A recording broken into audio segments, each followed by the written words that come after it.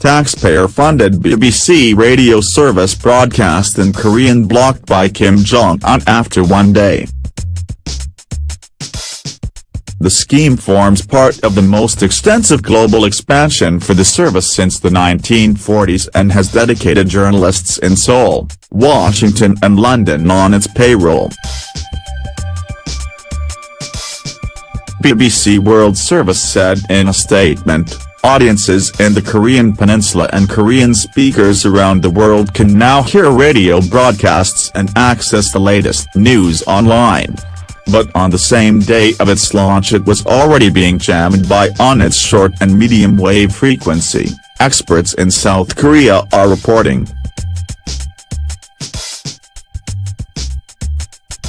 Any residents of the prison state who were able to listen to the taxpayer-funded bulletins would be risking severe punishment from the authorities. The multi-million-pound government grant is being used to fund 12 new BBC operations including services in the languages Pidgin, Punjabi and Yoruba. The Korean language programs will broadcast for 3 hours a day on shortwave and 1 hour on medium wave.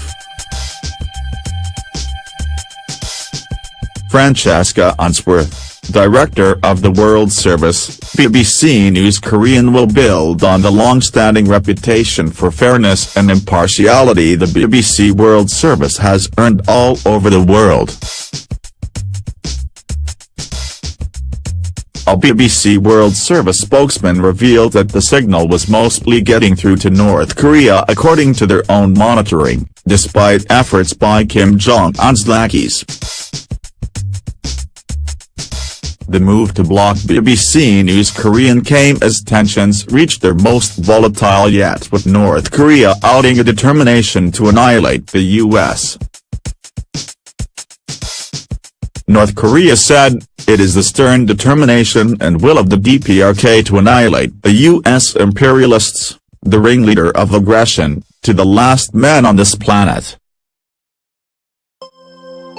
Donald Trump warned that the military response to North Korea's aggression would be devastating after Pyongyang moved military assets including warplanes to the east coast.